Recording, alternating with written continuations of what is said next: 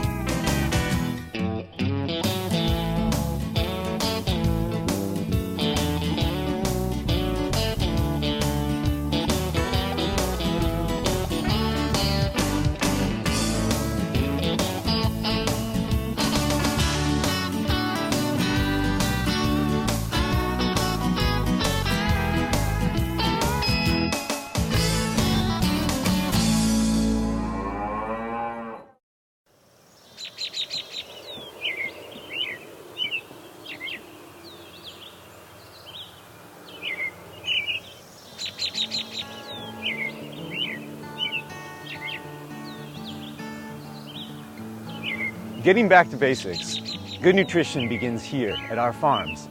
Maine farmers work so hard year-round to bring you the best quality foods imaginable. Food that is safe, healthy, and completely delicious.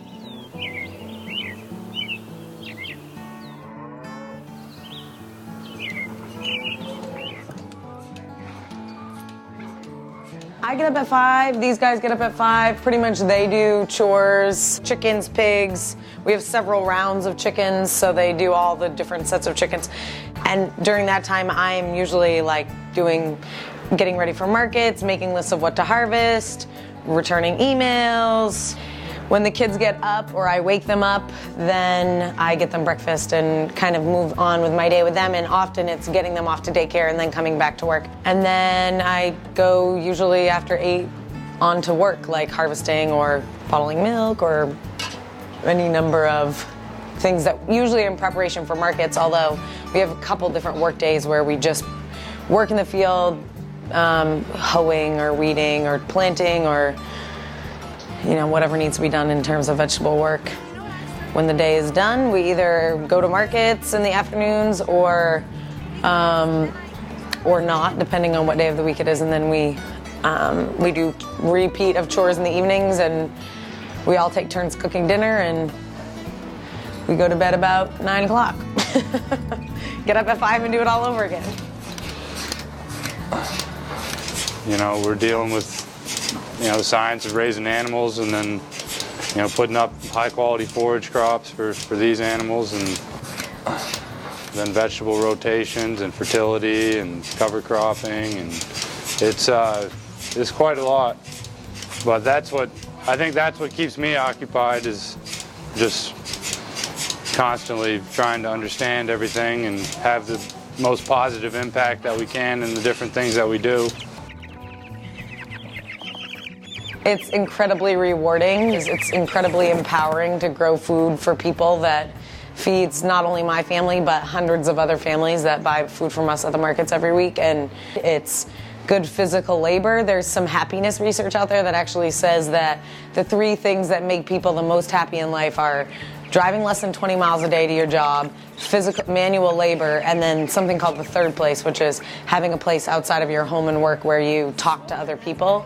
And so I feel like farming is really the epitome of all 3 of those things.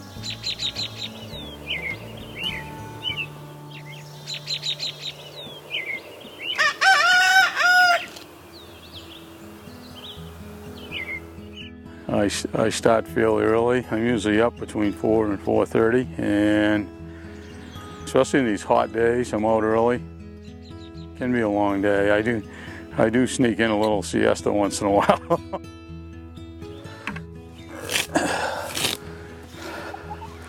I know some women like me anyway.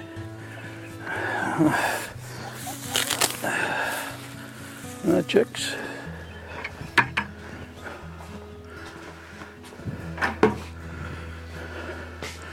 One thing I'm going to do is, after handling the chicken stuff, I'm using a hand sanitizer. So I'm going to do a little picking. It's getting that time of year where you have to pick every day or check. So you got to really walk through your crops at least once a day. If you don't, you could have some kind of an insect hatch or something like that, and you don't check it for 2 or 3 days and they've already done their damage. And you have to have a pretty good idea when they're coming through. I don't have a farmer's market today, it's Monday, but I do pick things like zucchini and cukes and stuff. It's a pretty rewarding career.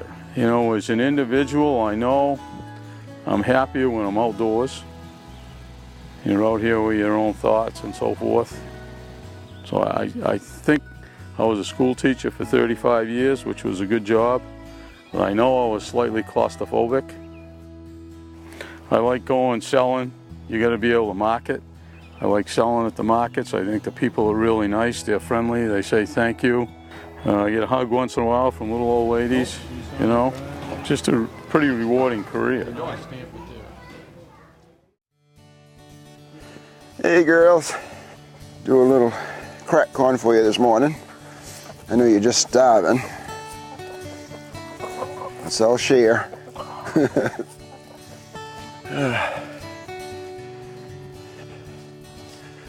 get out of the hoop house and see what's going on down there this morning. Got some weeding to do.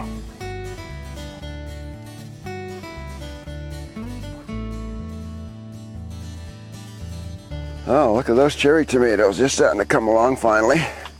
Seems like it's taken forever and ever to get these things to ripen. Last year at this time, everything was just going full blast and had no problem at all having ripe tomatoes.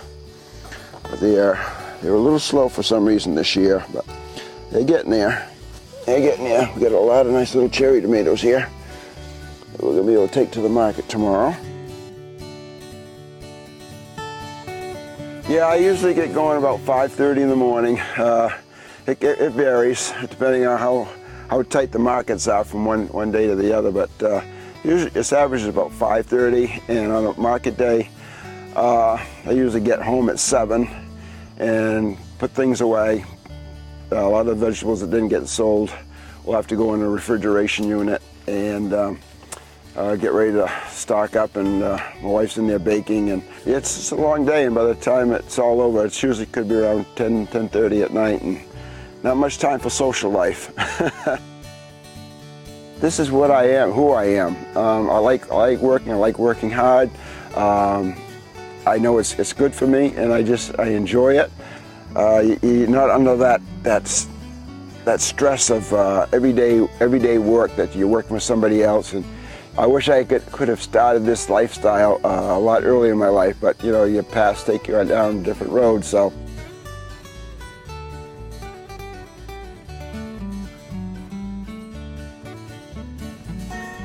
We're getting close to the end of the season now on collecting our honey. I've got several hives in another location. I'll be putting these little narrow supers on. These are the supers. This is what I get to keep. This box is what the bees have for winter supply, and this is their brood box down below here where they raise the babies. But I'll be collecting those the 1st of September, and we'll have looks like we'll have a really good supply of honey. And then I'll be spinning the honey out, filtering it, bottling it up, and it'll be unpasteurized honey. That's what a lot of people like. They don't want the pasteurized honey. They want the local raw honey, and that's what I do.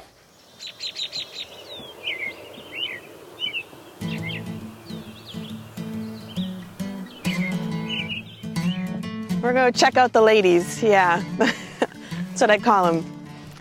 Comes from Hoard's Dairyman, and he says that every cow is a lady and should be treated as such. So, the ladies. We've got Olivia, and this is Faith here, and these are the Angus. We raise Angus and Guernseys, both Angus and Guernseys.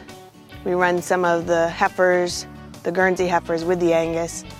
We also have a couple recipient heifers, which we use to help the herd, essentially. They're going to be surrogate mothers, and that's important to us because we have a genetic line that we want to keep going with the Guernseys, and there aren't a lot of Guernseys left in the country, so we use embryos to keep that herd family going.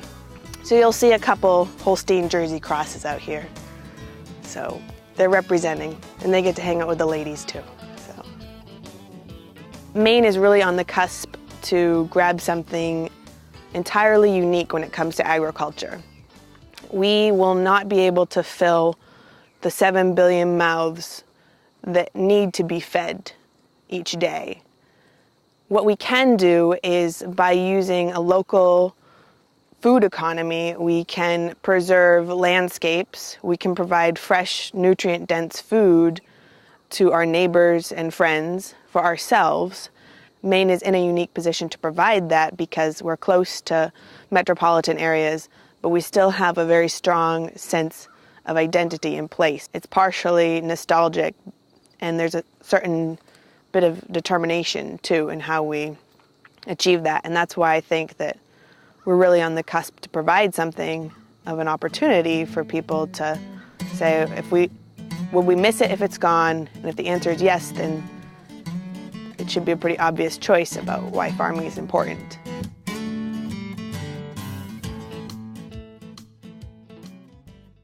While many young Mainers are turning to an active farming lifestyle, obesity rates are also on the rise at an alarming rate in our state. A recent study found that 65% of Maine people are overweight or obese. As we know, this increases our risk for serious health problems such as heart disease, cancer, and diabetes. Poor eating habits, unbalanced diets, and reliance on processed foods are big contributors to this trend. But it's not just about weight either. It's about realizing how eating healthy local foods actually increases the amount of energy you feel and happiness you have on a daily basis. Food is life. We've got to start paying better attention to what we're eating and get back to the healthy, local, fresh foods that sustain generations before us. Our Maine agricultural experience, I think, is quite broad. I think we have a lot of folks in Maine who, if they didn't grow it themselves, certainly they went to their grandparents' house where they saw it grown, they understand what good food looks like, they're quite used to having it, with a few imperfections, not the sort of monoculture that has become the standard in the marketplace and in the supermarket mentality. And I think we can all have a place in the society. There's a lot of Maine products in standard supermarkets, and it's not to diminish what happens there. But the human interaction is what is really the fun part about a farmer's market. Know your grower. Get a chance to understand. Get to understand a little bit about what's behind the science and the technology and the art of producing the food. And whether that's indoors in the wintertime or outdoors and just enjoying yourself on in the town commons, there's a commonality to that. There's a history to that. It's what our grandparents did. Maybe we don't have quite as much time to tend the garden ourselves. I always put a garden in and rarely harvest very much out of it. This is a good chance to be the almost. You can go to the farmer's market. Well, I almost grew it because I know the guy who grew it. This is the best quality you can get. Really. It doesn't get any fresher than this. The stuff the stuff in the big markets comes from Mexico or who knows where, comes across the borders. It's mass produced, chemicals and everything. They don't have to do that here. This is the best quality you can get. It's sustainable. It's the way we need to go for the future. Supporting our local farms is so important. I don't think people realize how important it is. It's kind of been squashed by big business, and I think we need to vote with our money.